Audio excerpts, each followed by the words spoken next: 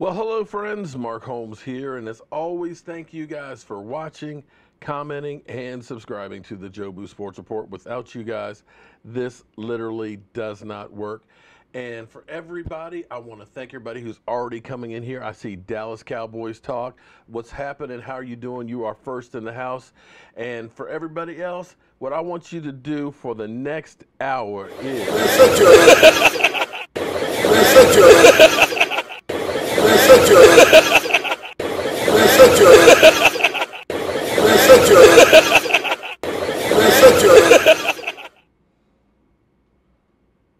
That's right. I want you to sit your ass down, man.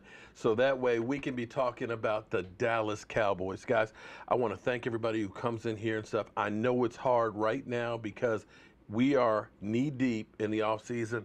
And here it is. We're 208 days, 23 hours, 14 minutes, and 20 seconds away from kickoff. But I got to tell you, I got the clock a couple of days ago. It did have 210 on it. We're down to 208. So those days are clicking down, and we're going to try and help you get through until we get ready for kickoff. Earl Thomas, well, we'll be talking about that. Tonight on our show, we got Voch Lombardi coming through. Voch, I met him last year at the draft. We had an incredible experience there together. He'll be calling in at 9:15 or so, and we'll be talking about what the Dallas Cowboys need to do to get themselves straight. But before I get any further in there, you know, me, Voch Lombardi, Law Nation, a lot of these different YouTubers and stuff, we all get together and we are working together to bring you the best news on the Dallas Cowboys. I know there's ESPN, there's NFL Network, there's Fox News, there's sports, and I can't forget Michael Anthony Fitness too. He's got, of course, the Haterade Report where he literally goes off on people. And the Lions of American football. Yes, and Michael's going to be streaming during the Lions of American football game tomorrow as well as Sunday. So we've got that. But we have some news on my quarterback from Law Nation, Dak, and his thoughts. Let's go to that clip right now. I want to be very quick. I'm really not a breaking news guy, so what the article was spoken, well, I guess the article today was talking about Dak Prescott and should he take team discount and things like that, and he kind of scoffs at it. He said, look here, pretty much I'm not a Tom Brady as it relates to having a Giselle. You see, that's something that we really have to look at from this aspect too. Dak Prescott, he's not making the remuneration that Tom Brady and his lady is making, because we already know that she is a supermodel. She makes what, 10, 15, maybe $20 million a year. So this came out earlier today. The whole entire article is up on NewYorkPost.com. Just check it out. Dak Prescott pretty much saying that he don't make the type of cachet that Tom Brady and company is making, of course. So people are looking at the fact that, okay, Dak Prescott should take the discount. But what I'm saying is, collectively, let the man count his own money, let him earn his keep, let him earn his pay, let him do his thing, because that's just how life is in general. At the end of the day, you got to do your own thing, and you can't discount the man for wanting money. Now, I'm with the belief that Dak Prescott, he understands, he knows what's going on, so he's with the notion that saying to say to himself, okay, I'm going to let my agency do all of the walking and all of the talking. All I'm going to do is just produce and play out there on the field. So I agree with Dak Prescott and those parameters as it relates to, hey, it's his money. Now, team needs, yes, we understand that. But personally, I think that Dak Prescott would say to himself, I would do anything that it would take for the team, for them to win, to help me out collectively. But I'm going to let my agent do his thing. I'm going to let my agent do his talking. So let's tune into the actual interview with the lady from USA Today, and they're going to talk a little bit. I'll let the room fill up just enough so we can go ahead and go with this process. Like I said, I'm not going to be here long, but we're just going to break this down. Let's listen to this interview. We're in a contract year, and Tom Brady over the course of his career, I think records say like he's saved the Pats like $60 million. He's obviously the GOAT, right? He's making like $15 million, I think, base salary. Yeah. Which other quarterbacks are making like almost double that, which is crazy. Nobody's wife makes as much money as his wife does either. So make sure we know that, all right? Make sure we know that. That's a good point. That's a dual income household exactly. there. Exactly. When Tom Brady isn't the breadwinner in the home, then that's a great problem to have. So in that case, he can do that. He can do his contracts however you want to do them. But for me, it's about I've got a great agent. I'm gonna just let him do what he's best at, and just leave it at that.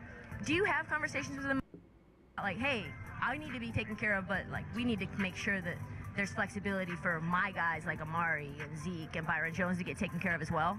We've had conversations, me and Todd, about just kind of, I guess, the way he's gonna attack it, or the way it's gonna go down, or however you want to say it. But I think he knows how to get what's deserved, and I think the team knows how to pay what's deserved and pay those other people at the same time what's deserved without being frugal.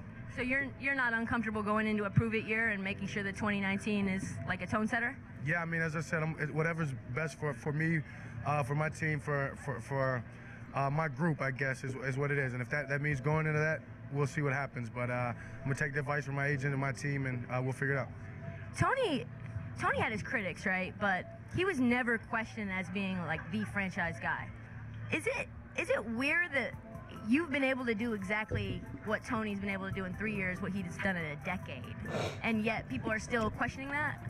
Nah, I mean, people are going to question, and I want them to. I don't care. I mean, I'm here where I am today because of the people always saying what I couldn't or could do.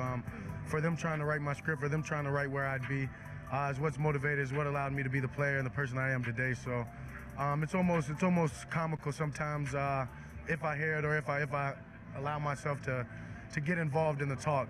Sometimes it's comical, but I just keep going out there and just doing what I know I can do best, and working hard and letting it take care of itself. What does specific team success look like for 2019, given what you guys were able to build on this year once you guys got Amari? Yeah, I mean, when you play for the Dallas Cowboys, when you have the fan base we have the expectations we have, there's only one way to look at the next season. That's just trying to go and win a Super Bowl. I'm excited about just getting back together, growing off of that mindset, and just being the team that I know we can be, and that's going to be special. Lots of deep throws to Amari, right? Spreading it all the way around. You never know who's getting it, short, long, handing it off, me running it, who knows? Cole, too? Cole, too, of course. He'll get his touches. Yeah, he'll get his touches. You see that, Cole? Dispel all the rumors on Twitter. What are you doing over there in the nacho area? Yes. All right, shout out to Law Nation for a great video and stuff there. Like I said, between Law, Michael Anthony Fitness, E2 Blue, DMV Dallas Cowboys, Voch Lombardi, TKD TV. Forgive me when I get that wrong and stuff. There's Space Cowboy, there's My Cowboys Family. Lots of great YouTubers out there that are really specializing in on the Dallas Cowboys. You can't get this kind of love, this kind of support, this kind of news from ESPN that's trying to cover all 32 and has a narrative against the Dallas Cowboys. Now, I got to give this lady credit on this because she kind of put some things out there between trying to see where's the field there with Cole Beasley. How's that dynamic going? Trying to see if she can get a little information on that. Seeing if there is the whole Tony Romo, Dak Prescott angle and things on there. If there's a little animosity in there because, you guys don't want to give Dak credit, don't want to give him any love, don't want to give him any support and things. And yet the numbers from Dak Prescott, I got to tell you, are not bad at all. When you look at the numbers, and I've gone through, literally we did a test stream earlier, and people are going through saying, I wouldn't pay Dak Prescott more than $15 million, not a penny more. And I'm kind of like, how are you going through and saying this guy who has been working for peanuts, we're talking chump change. Understand, the NFL has all of the advantages. Your average career right now is what, 3 years? 3 years?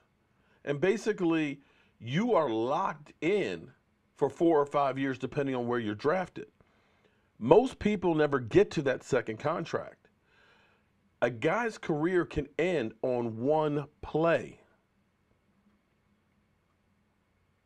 Dak Prescott's out there doing work just like everybody else, yet he's getting chump change. He's getting third-string quarterback money. Third-string quarterback money. There's only one quarterback over the last 3 years that has more victories than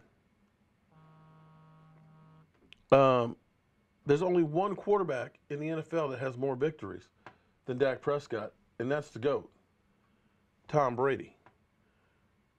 Let me say that again. There's nobody out there that has more victories out there except Tom Brady. Yet we treat him like he's just straight up garbage. He got more victories than Carson Wentz. He got more victories than Jared Goff. He's got more yardage than them. He's got more total touchdowns than those guys. Yet we continue to just say he's a bum. I just can't understand it, and nobody, we can't pay him that. Why? They paid, look at this. Kirk Cousins getting $28 million a year. That guy is getting $28 million a year. So how is it that we say that Dak should be making half that kind of money? How is that? I don't understand how you guys can come out your mouth with some crap like that. I got a couple of trolls out there that every day, as soon as I post a video, it's always, Dak sucks, Dak's a bum, get him out of here. And he actually had the nerve to say, I'll take Ryan Tannehill over Dak Prescott. Come on, man. Come on, man. Really? Ryan Tannehill? Or Teddy Bridgewater? Teddy Bridgewater, who hasn't played meaningful minutes in 3 years. Now, I'm trying to understand where this hate and stuff comes from. Yeah, I can look at it and say, yeah, you know what? Dak sucked in the first half of the season. I have to agree with you on that one. Dak regressed, had the sophomore slump. I can agree with you on that one. But if you can't look at it and say, getting an Amari Cooper, having some talent out there, didn't help him to get over 3,800 yards, that he's better with better talent around him, come on, man. You've got to at least give credit where credit's due for the guy. And Justin Moore, that's about it. That's about the range I say. $25, $26 million would be the range. If you look at some of the guys out there, to me, they're overpaid, but it's what the market will bear. Do I think Kirk Cousins was worth $84 million guaranteed? Hell no. But that's what the market will bear. And take a look at, with Joe Flacco, with Teddy Bridgewater, with Ryan Tannehill, and Nick Foles, teams are going to, Mark, scroll down that list. I noticed that quarterbacks didn't get yeah, you're right. Yeah, looking at that, you're right. Take a good look at that. Yeah, the top, take a good look at that. Aaron Rodgers, no playoffs. Matt Ryan, no playoffs. Kirk Cousins, no playoff. Jimmy Garoppolo, no playoff. Matthew Stafford, no playoff. Derek Carr, no playoff. Drew Brees is where you start out getting playoffs. And you're right, 100% Cleveland Brown. So quarterback pay doesn't necessarily translate into winning. And like I said, when you look at Derek Carr, I think, is overpaid. Jimmy Garoppolo, I think, is way overpaid. This guy doesn't even have 3,000 yards passing in the NFL, yet he's getting a $137 million contract. That's ridiculous.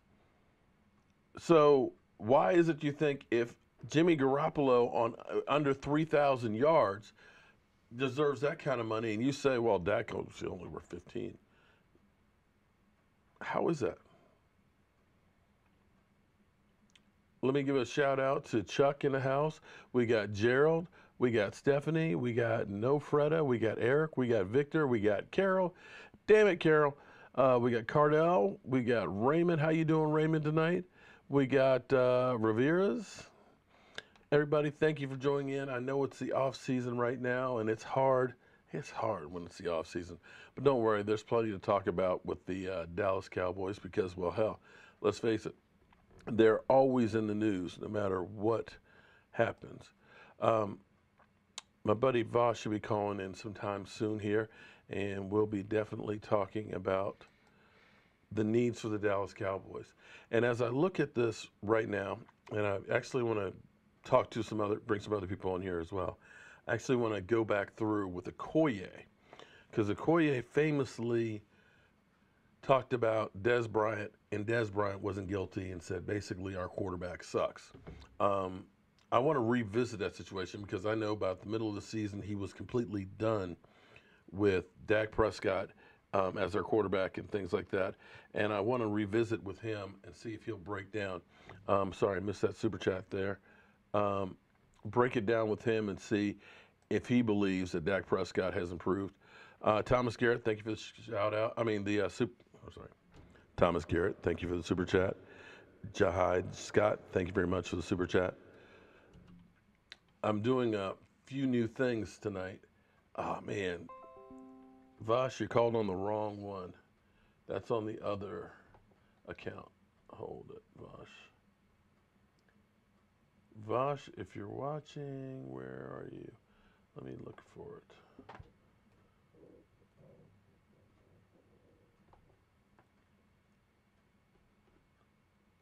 Bam. Let's see.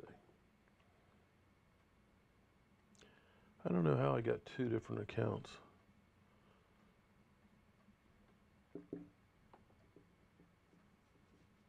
Okay, Voch, let me call you, buddy. Gotta love the music.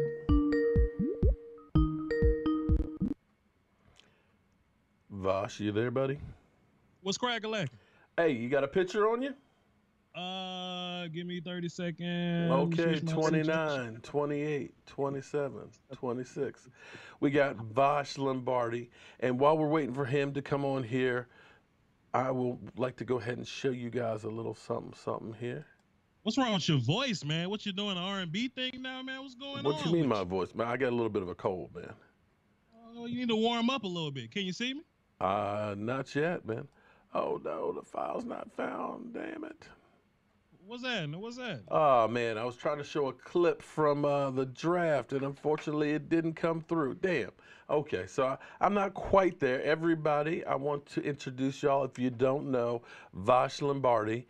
I will take this man's opinion over anybody on ESPN, NFL Network, CBS. Forget all those Todd Mache guys and all those other goofy mugs and things. This man knows his stuff. Voch, how you doing, man? Oh, shucks, man. I sure do appreciate it, man. We just working hard. It's my time of year, so you know. That's why I got you on here, man. It's a shame, man, because I just got forgotten. I sent him a message, said, Voch, man, how you doing and everything? He's like, hey, I'm doing good. Who's this? New phone. Who this? No, man. No, see, my man's blown up. It's just like, I understand, man. I understand. You're over that 30,000 subscriber mark there. I get it. 34. See? Like I said, don't forget the little people out here, okay? Look, Mark, let me say this, man. Drake got a line for everything, man. Being humble don't work as well as being aware. You know what I mean? You know what I'm saying, Mark? Like I can humbly be proud of what I do because I put the work in, Mark. We put the work in around here. You know what's funny though, man? Yes, 34. When I say something like that, people say you're just arrogant, man, and I get bitch slapped. You gotta say F them, Mark. You gotta feel how you feel. That's how I feel. But this is about spreading the mojo, man. I can't go ahead and just say F them like that. F them. All right, okay. Well, okay, so all you trolls out there, F them, okay? All right, so Voch. What's happening? You and I disagree about Jason Garrett. Sure. I know you always say Jason Garrett can go get you 11, 12 wins and everything. And we were looking at this year saying this was do or die, right? Sure. How do you feel after this season? I feel the same. But the way I look at it, though, like when we got to the playoffs, right, and we started looking at our roster compared to the other roster or whatever, we could use some player help. You know what I mean? Like, it's quite evident that we can use player help. You know what I'm saying? Like, boy, Travis Frederick would have made this thing look oh like my different. God. Boy, he would have made it look a lot different. And I know we're going to get into the draft, and if I could be Segway Jones for a second, I kind of beat my table for offensive line every year, but I'm kind of trying to do it again, man. I mean, Dak was the second most sacked quarterback in the league, man, 56 of them things. I agree. But wait. Let me ask you this, though. Hold on. See, I look differently at the offensive line actually right now. Sure. If we get Travis Frederick back, and that's a big if because, he's supposed to start working out. But if he gets back, you got adding a Pro Bowl player to the line, right? Sure. Tyron Smith was nicked. I mean, he's just going to be chronically injured. But Cam Fleming didn't do an awful job, did he? Cam Fleming was pretty trash, and Xavier Su'a-Filo was too. He said he was trash. It was pretty trash. Oh, okay. I thought they didn't. I thought Xavier actually did pretty good the first go round.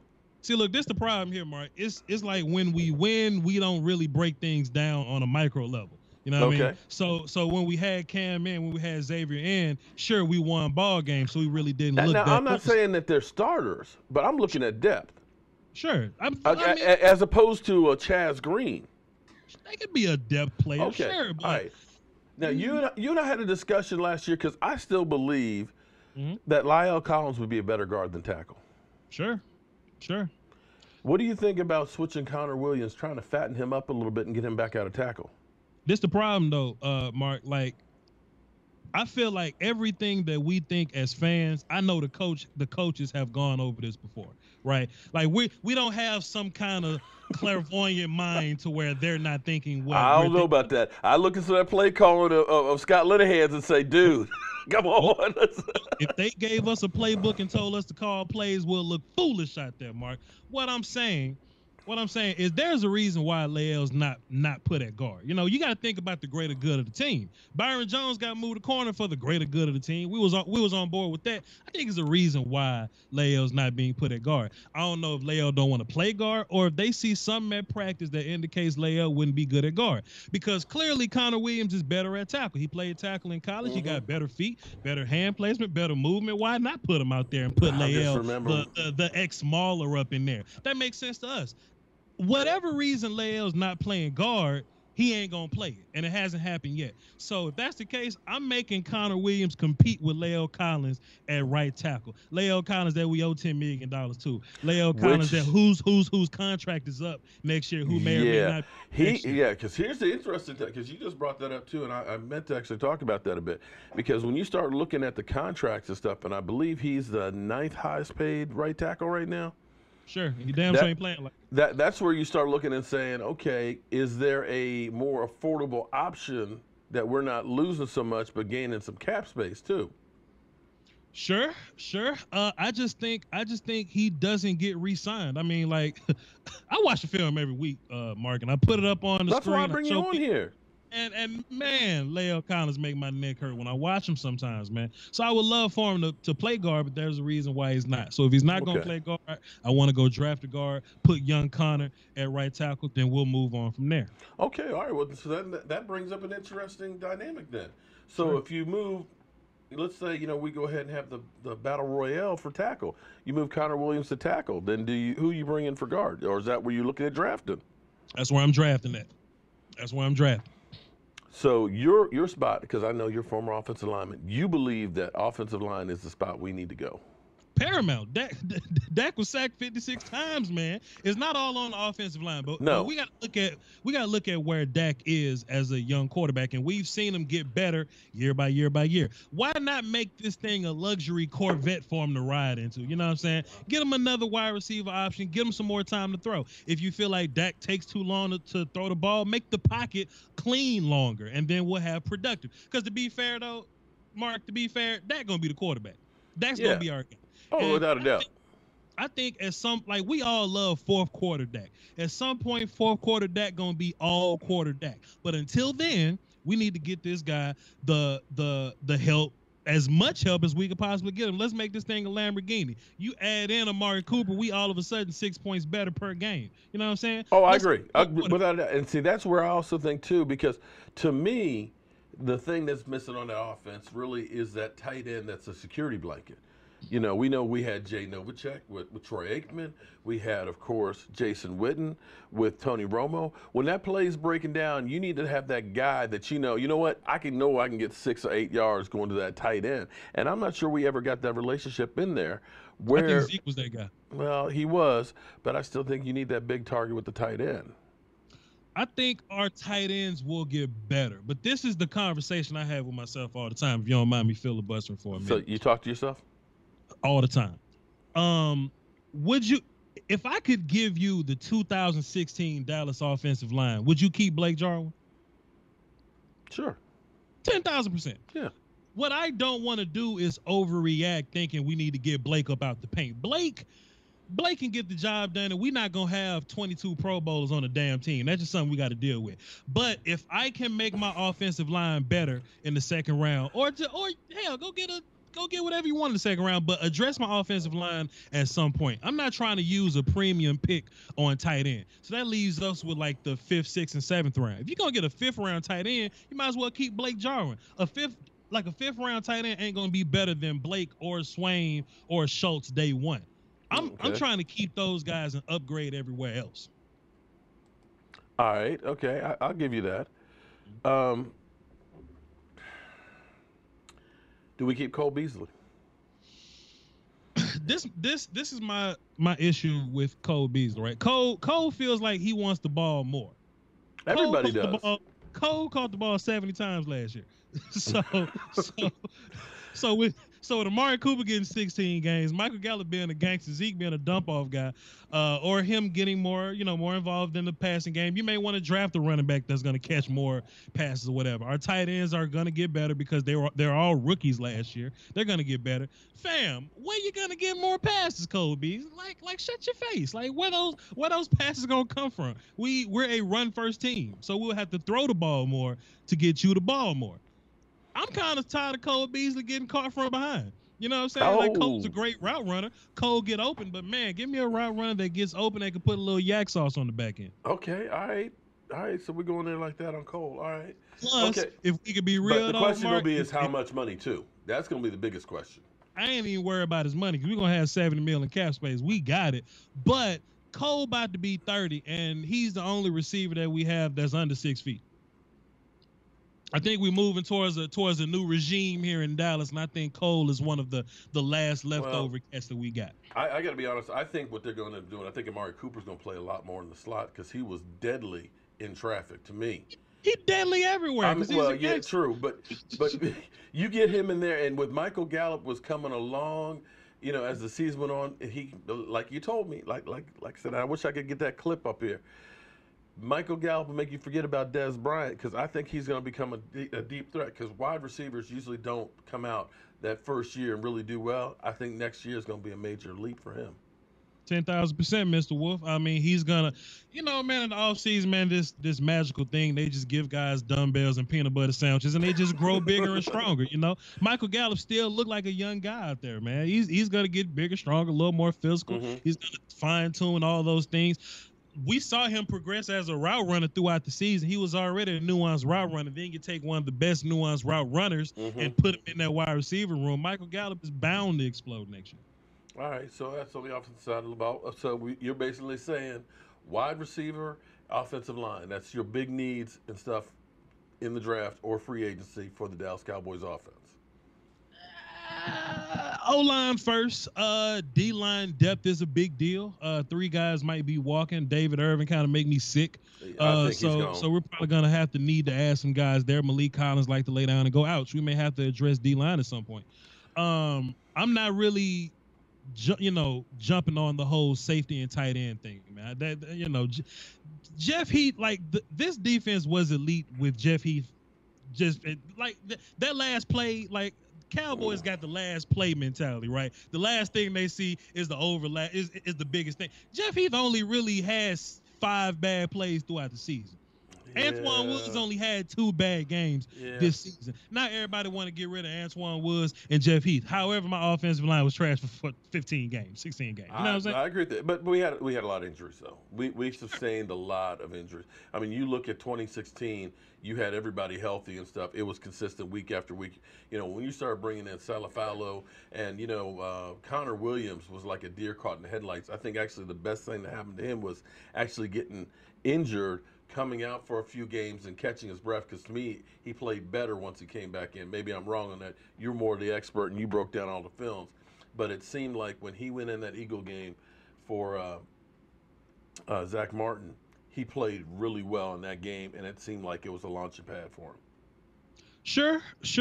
He got better throughout the year. I would rather keep him in the fire, though. And sometimes the fan base can just kind of lean on the guys that they like. Sometimes first impression is the last one that kind of sticks to you. Right. But Xavier Su'a-Filo gave up more sacks than Connor Williams, and people talked about Connor Williams being overpowered and getting run over. Xavier big ass got picked up too.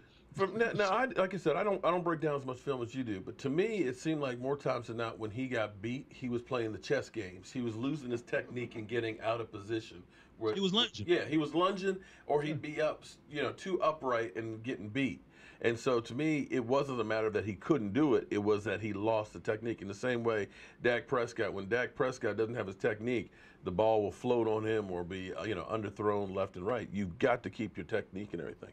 But to me, okay, if we switch over to the defense, the thing that has always driven me crazy and the thing that I have always pounded the desk on is I still love a big, fat guy in the middle, the one technique to me.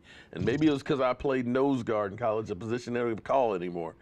I still want that big, immovable force in the middle, and I believe if we had had that against the Rams, it may have made a difference. It seems like the Cowboys' philosophy is speed. I love speed, because speed kills, but we got all these defensive linemen that are all 6'2", 6'4", 6'6", 290. And when you get an offensive line that's just pounding and pounding, you just cannot, drop that anchor and hold up on them as well. I think the league is changing, Mark. I think interior D linemen are gonna be more valuable than edge guys at some point. I agree with you on it. Because what's gonna happen? Like you can adjust to edge guys, but if it's pressure in your face, good luck to you. Like directly in front of you, good luck to you. So I'm with the Cowboys, and I just don't want a big trash can full of dirt guy that can't move. That ain't necessarily what I want. Okay. Even Ndamukong Suh can move around a little bit. That can come like a load of bricks. You want somebody that just ain't gonna get moved, that just can't. You know what I'm saying? I think we're fine with a guy like Antoine Woods. I think the problem is we need depth. When he comes off the field and Karan Reed goes in, I think that's where we kind of lose a little bit. So if you can find me somebody as good, on par, a little better, somebody like that can rotate with him, so when he's off the field, we're not losing production. I'm fine with that. But I ain't trying to get a trash can full of dirt just for the sake of he's 350. Let's put him there. Be able to move a little bit. All right, well, that's where I was looking at wanting Vita Vea myself, because I wanted a big fat guy that could move, that was more of a immovable force and stuff in there. So now, this is where, as fans, we look and say we'd like to have that guy, this guy, and that guy. But the reality is you got to have the dollars and cents to do it. And this is where tough decisions have to be made, because you start looking at, Sean Lee, who's been the heart and soul of the defense forever, but clearly is not the same guy. It's like, do you go ahead and cut him? Do you try and offer him a reduced salary? Because you're talking about $8.5 million if he's not on the team. $8.5 million, you can get a couple of guys and stuff with. Tyrone Crawford's another one of those guys who is about $10 million cap hit. If he ends up going, you're talking about another $8.5 million. So there's some hard decisions that need to be made on this team. And as I look at the team that keeps going to Super Bowl after Super Bowl, the thing that amazes me about that team is they've got really 2 Pro Bowlers on the whole team. And most of the guys, you don't know them. And nobody retires there with a gold watch. They're gone, and they replace them with somebody else. And with that team, it seems like it's not just the starting 22. It seems like they've got people that will come in at the drop of a hat and play a role and, not skip a beat.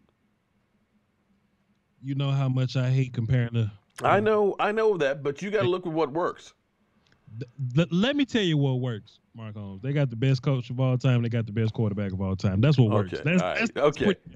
That's pretty damn good. We got Dak and Jason. You know what I mean? So what can we do to win with Dak and Jason? We got to load the damn team up. You may not like that philosophy, but damn it, that's what we got to do. That's what the Rams had to do to get to the Super Bowl. They got Sean McVay and Jared Goff. They had to go sign everybody, but they did what they had to do, Mark. We may have to do that too. Well, now you're talking about Stephen Jones actually doing something he don't want to do, because Stephen Jones, like it or not, he's at least gone through and said, we're not spending a whole bunch of money in free agency. We're going to get this cap in order, and we're going to get our shit together. And that's why we got the second most cap space in the NFC right now. I'm fine with that. I think teams that have to go out and buy people, they don't draft well. You know what I'm saying? Like the Rams got draft picks that work, but if you look at the Cowboys draft, like we hitting on 4s, 5s, and 6s that's playing valuable snaps for us. You And know what I'm doing saying? pretty good with number ones. We got 6 All-Pros out of the last 9 picks. That's pretty good.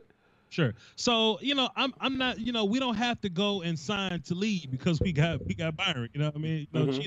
Cheeto's getting better. He's gonna do his thing. Some people argue that Cheeto's better than Byron. You know what I'm saying? I ain't finna get into all that, but I think we have guys that can play. We just didn't have to pay for them. We just drafted them. Well, and I think if you're a team that, that drafted well, you ain't got to drop the bag on people. Just sign your guys. Right. All right. Sorry, guys. My screen froze up on me, so I saw Miss Jackie was in the house. Hey, Miss Jack. Let me restart that again. I think I need to stop using the same computer as the streaming computer because I think it's overloading the system, and that's why my screen freezes up. All right. Well, so in your mind, does Stephen Jones decide to change up and go the free agent route? I don't think so. Like, I think signing our guys are going to be our biggest free agent moves, and I don't have a problem with that. D-Law, one of the best defensive ends in the league. When we signed him, we signed one of the best defensive ends in the league. Mm-hmm. I'm with that, and we're having these conversations about the guys that we got to pay that's on our team already. What the hell? I'm not trying to sign Gerald McCoy. I'm not trying to go out and drop the bag on Grady Jarrett. Byron wants a bag. Zeke wants a bag. Dak wants a bag. Amari Cooper wants a bag. I'm running out of bags. And I don't blame any of them for wanting it either. Shoots. Sure. I mean, they're going out there and putting in the work and everything, so they deserve to get paid. I know a lot of people think differently on that one, but I think that the guys deserve to get their share. Dak, to me, has not made $3 million in his career yet. And people are talking about, well, he should only get $15 million and no more than that. I'm like, how the hell are you going to say $15 million for the man that's been out there winning second most victories in the NFL? Stop listening to fans, Mark, please. Please. You're going to run yourself just dry, Mark. You're going to run your blood pressure. Will you stop listening to fans, please? I can't help it, man. Damn. I love listening to the people, but boy, I take it with a grain of salt. Boy, I take what they say with a grain of salt. If you think about the Cowboys fans, dog, everybody on this team, they didn't want them there at some point. Well, this is true. Yeah, because you're right. If we listened to all the fans, we wouldn't be fielding the team. Dak, Zeke, Cooper, Gallup, Connor, Tyron getting old. They don't want to pay Zach Martin because they feel like you can go get a guard. Guard's not a premium position. They want to get Lael up out the paint. DeMarcus Lawrence they don't want to pay Byron. I'm not listening to Cowboys. Okay. All right. So you're the GM right now. And what's your plans? What is your plan to get our team into the Super Bowl? Sign my guys in draft, man. Sign my guys in draft. All right. Well, I'm hoping that we're going to be able to get you on here so we can start breaking down individual players and saying who you actually think we should be drafting and how they're going to fit in on a regular basis if you have time, willing, and are willing. I mean, we'll talk about it since I'm Hollywood, man. Since you want to drop like I said, I know it's slumming coming in here on the Jobu Spoirts Report and all that, especially since I can't get my stream up so I can see the comments from all the fans and things here. Everything looking good from the phone, man. So you good to go. Everything's looking good on my end. Well, we're I just can't see the feed over here. Let's see. There we go. We got it back up here. So at least I haven't messed up the feed itself on this end and stuff because I'm technology challenged here, and we're actually trying to step up the things and stuff. You look great, of course, on here. But then again, you're Hollywood now. Let me go ahead and get some of these, acknowledge some of these fans. What fans don't want Martin? Yeah, what fans didn't want Martin? I don't know about that one. There was this point in time where we were talking about re-signing Zach Martin, and there were Cowboys fans. You wanted too much. Yeah, you're right. Right, there were that we can't pay a guard. We can't pay guard. You know that. All pro. Every player on this roster right now, the Cowboys didn't want at some point. You're right. Well, Miss Jackie said she's going to the same game. You know what? I think I'd love to actually go to the same game too because that food in New Orleans. But that Mercedes Dome is a hard place to play. But yeah, maybe we'll see you there, Miss Jackie. That's fine, Voch, but you wouldn't last long as a GM. I hate the Rams just like the Packers, just pure I'll hate. last longer than you. Oh, okay. I'm not scared of these people, Mark. I'm not scared. Well, Miss Jackie, Cowboys experience is definitely going to have some great packages and stuff. We're going to be doing some work and stuff. Then we're actually going to have a destination Jobu takes over AT&T Stadium trip and stuff. So we're working on all kinds of things for this season to be very fan friendly. Thomas Garrett, how you doing? Thank you for the super chat earlier. D-Law can be replaced. Do you believe that one? Sure, he could be replaced, but that player may not be good. What the hell are you talking about? So that sign your leader, sign your damn run stopping, and sign your damn pass rusher, sign your guy. Get out of here. What is it? I'm not playing with these people. See, y'all pissing my man. See, don't mess up Hollywood here, man. Don't mess him up. I'm fine, but damn, I'm responding to him. I'm responding to your people. Go ahead. PR Hernandez, you know what? Do you have anything good to say about anybody or anything? All you are is Mr. Negative. You know what? I'm gonna put you in timeout, dude. Man, I'm sick of your crap. Damn. Now, Voch has got me mad now. Don't get mad. See, he's trying to teach me how to go ahead and handle these fools. The best shot fired is the one not taken, Mark Holmes. Okay, all right. So, back to you being the GM. Sam. You now have Kellen Moore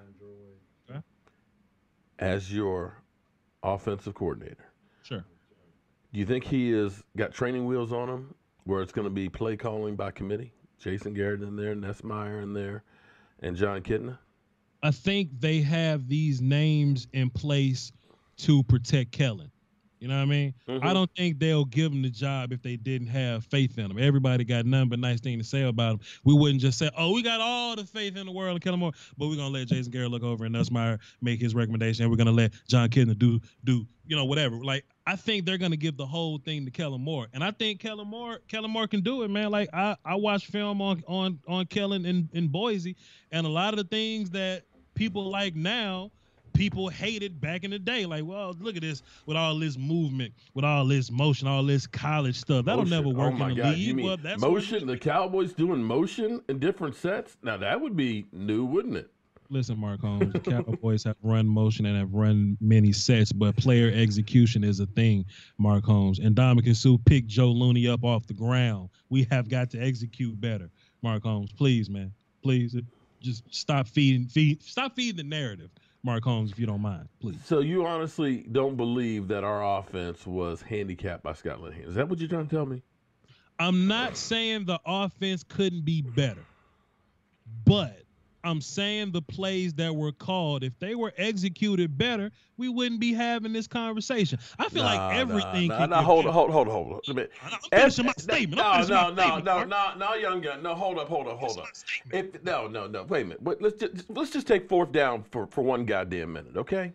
We'll talk about fourth down. And I know the fourth down you're going to talk about. It's almost every one of them, because every one of them is the exact same thing. It's a dive to Zeke, man. Why don't we ever do a quarterback scene? Why don't we ever go ahead and just like roll Dak out and stuff, fake the dive or something? But every single freaking time, it's always Zeke, and Dak Prescott is going back 6 yards to hand the ball off. The defensive line is reestablishing the line of scrimmage back a yard, and there's very little chance to make. Why not try a quarterback sneak when the advantage is to you, knowing when the snap is going to happen? Why? Do you say these things when we hand the ball off to Zeke and we convert the first downs? I say that, yes, I do. Do you say those things then? Yes, I do. When we convert on, you're lying, Mark. I'm not lying. I'm happy that we converted, but I say, listen, we need to mess this shit up. When we convert on first downs, you say, you know what? We gave the ball to our best player, and damn it, I'm happy we converted. When we do other stuff, you know what you say? Because we had a debate on your channel, Mark Holmes. When we do other stuff, when we get creative, you say, damn. Why won't we do the stuff that works? Why don't we hand the ball off to our best player? No, hold on. Because you know what? No, Voch. No. See, now you're putting words in my mouth and shit here now.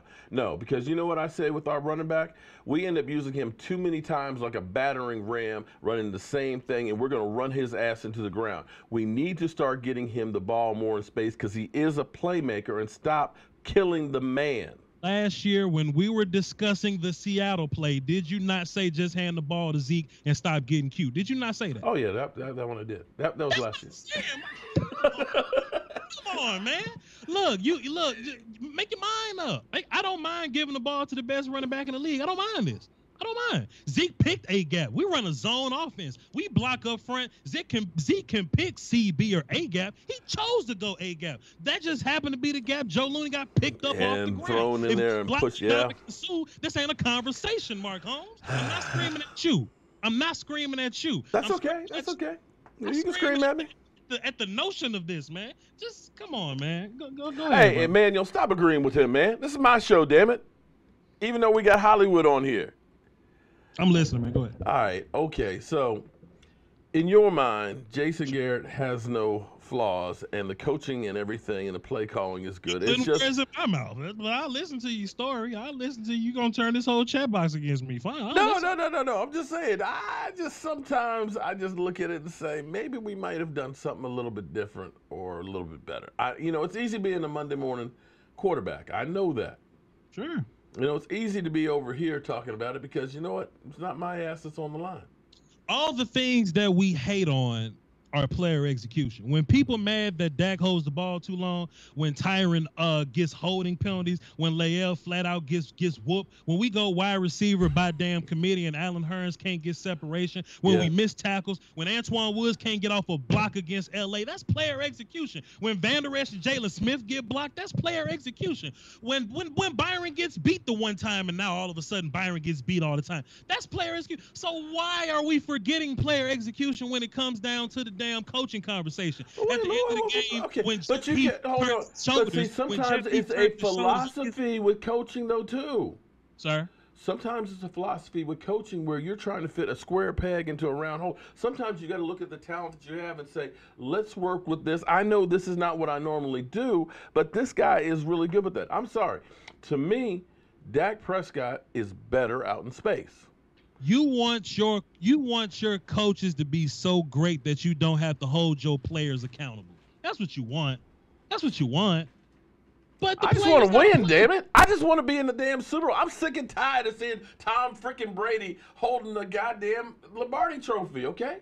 Get off the block. You know what I'm tired of? I'm tired of the fact that I've now seen the Rams in the Super Bowl 3 times since the Dallas Cowboys. I am sick of the fact that I've seen the New York Giants 3 times in the Super Bowl since the Dallas Cowboys. I'm sick to see that the damn Eagles have been there twice. Let me ask you a question, Mark Holmes. Why did we lose against the LA Rams? Why? We got beat up in the middle. They ran over us. Okay, cool. What coaching move could have stopped that? Like coaching-wise, what could have stopped that? Coaching-wise? Sure.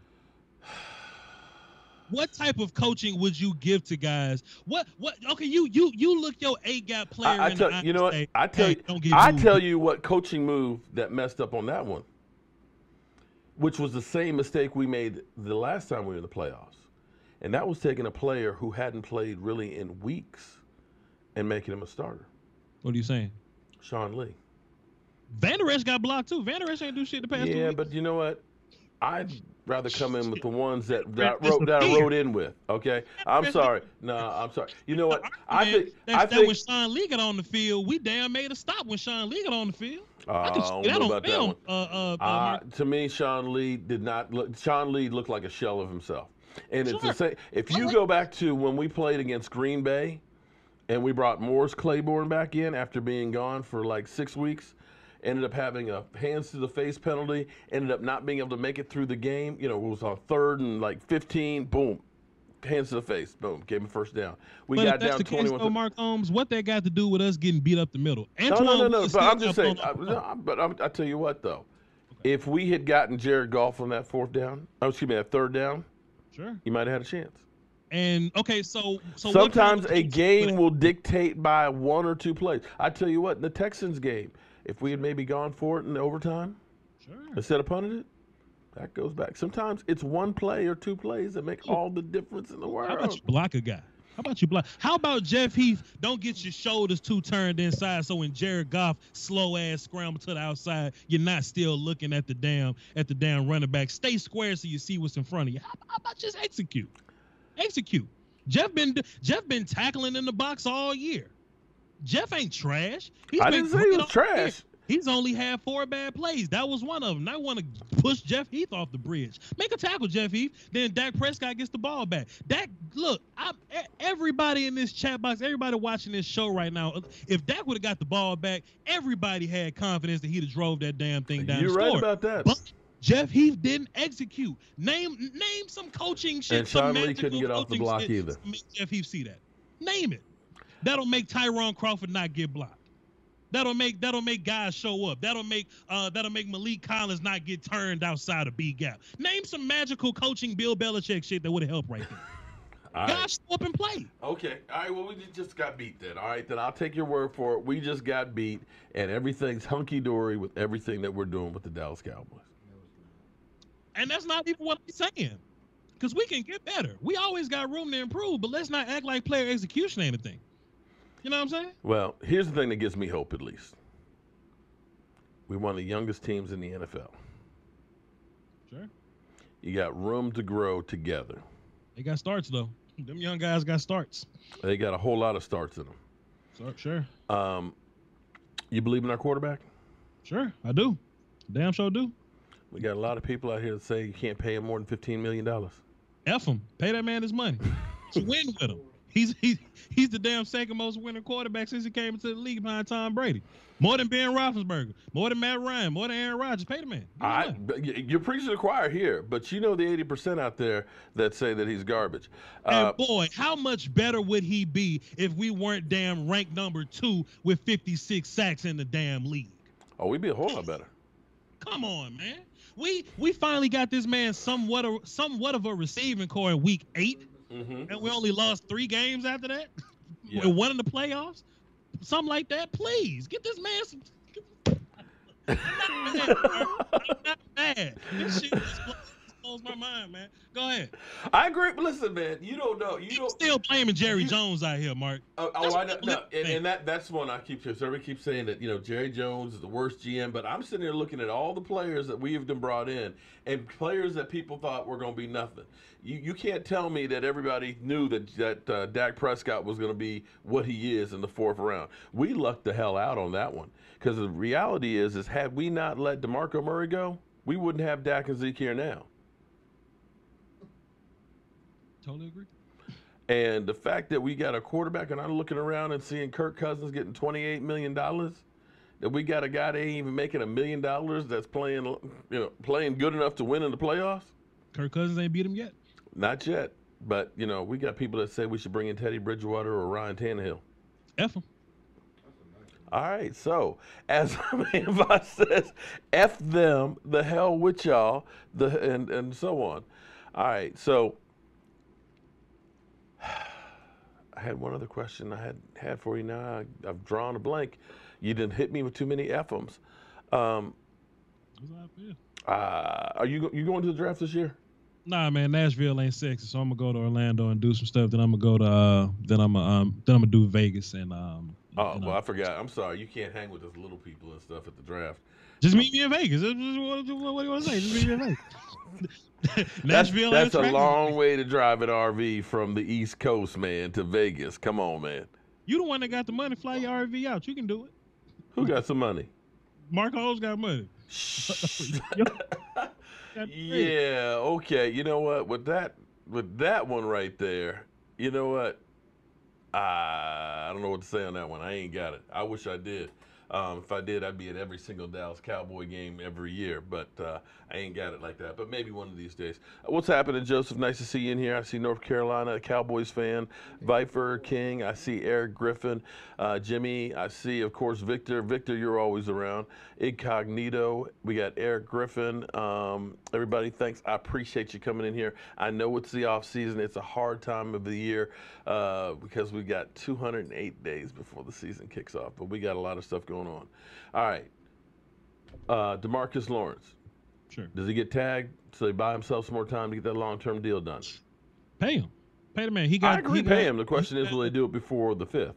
He got tagged last year. I mean, and this is my thing, like, there's an option to tag him to kind of save time to sign him later, but they may want to tag somebody else.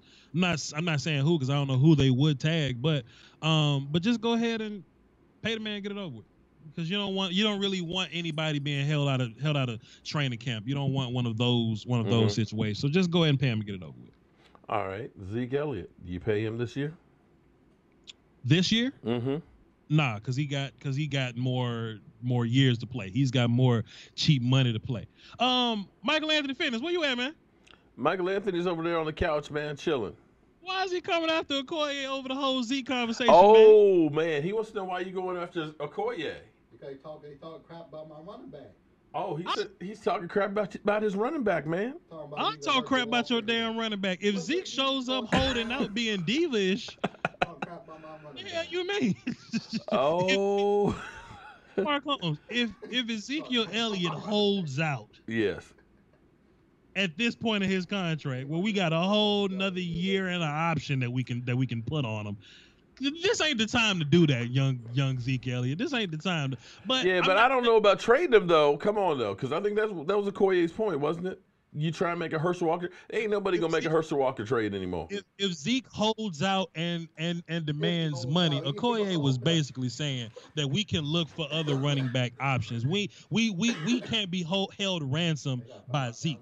You know what I'm saying? Zeke can't be the player to hold us ransom. I love Zeke though. I want Zeke to be here, but he can't hold us at ransom, man. That's not a good thing. That ain't great. How you doing, Stephanie? So there are a few Virginia peeps on here. Oh, cool. Well, I tell you what, Virginia peeps, we're gonna have a trip. We're gonna actually be doing some games and stuff at Lucky Sports Bar and stuff. We'll do some live streams during the season next year. God, it's so far away.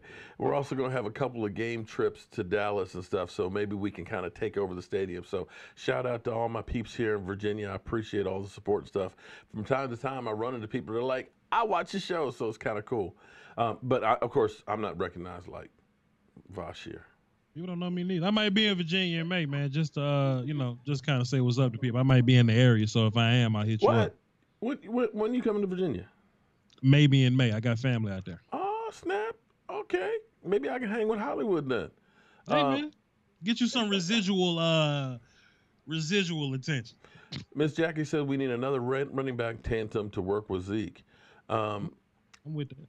I can agree with that.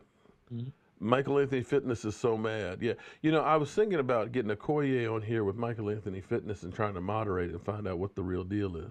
Man, can I come through? Can I just be around? I don't want to say nothing. I just want to be around. You just want to watch that one. Around when it happens, man. Every time a debate, happen on this channel, I get PTSD about what I did to you. Oh, man, come on. No, it's all good. Actually, what I'm going to do is I'm going to expand the channel here. We're going to actually put another monitor over here so that way I can get you on one side and I get somebody else on the other. And I'm just going to be here in the middle moderating, just kind of kick back and enjoy. But I appreciate you coming on here. Tell everybody where to find you at, my man. VochLombardi, Voch Lombardi, everything. I'm currently breaking down college film on my channel. So all of these Dallas Cowboys prospects that I may mention or bring up or tell you that we should be looking at, I've probably done film on them, and I'm trying to have 250 some odd players in my Rolodex this year. So whenever you ask, I'll be ready. And I'm telling you, the thing that amazed me about you, man, like I said, to me, it was a privilege sitting there at the draft, because no matter who was picked, you were just like Alexa, bam, you came through with every statistic, how they would fit in, whether they were going to be a bust and everything else. And I was just like, it was just amazing. I was like, okay, I got it easy here. All I got to do is say a name and let him just go. You remember that day at the draft? Do I remember the day of the draft? That first round pick when we picked Van Der Esch.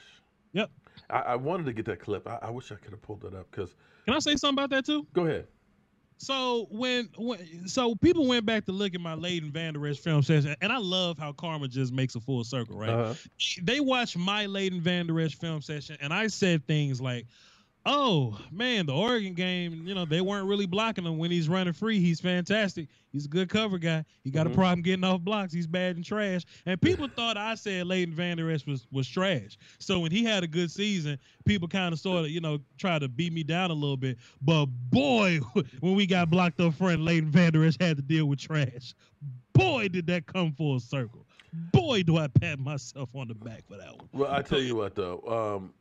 People will take out of context your pieces and things and kind of manipulate it. Because a lot of times people come back and say, you said that. It's like, no, you only took parts of it, you know. So I understand that. Because even when we were at the draft, we were kind of shocked because of some of the other players that were on the board when we took Van Der Esch, and it wasn't that Van Der Esch wasn't a good guy or a decent player, but we looked at it and said, you know, there was other people on the board that might have been better, but it turns out he was pretty damn good. Sure, Van Der Esch is a great player, you know, exactly as we thought. But I wanted Harold Landry. I still stand on that. I want Harold. Yeah. He's one of my favorite players. Isaiah Wynn, that's one of my guys. He got hurt or whatever. You know what I'm saying? But whatever. We got Vandy. I'm cool with Vandy. I like Vandy, but you know he had trouble getting off blocks and dealing with trades. All right, well, everybody, you know, the few fans I have that don't already support my man Voch, make sure you go ahead and sign up for him and things, because he does know his stuff when it comes to drafting players and stuff. And I really enjoy working with him. Hopefully we'll be doing some more work and stuff together. But as always, friends, I want to thank everybody for being here and trying to help make it through this off season. And I will see you guys on Monday.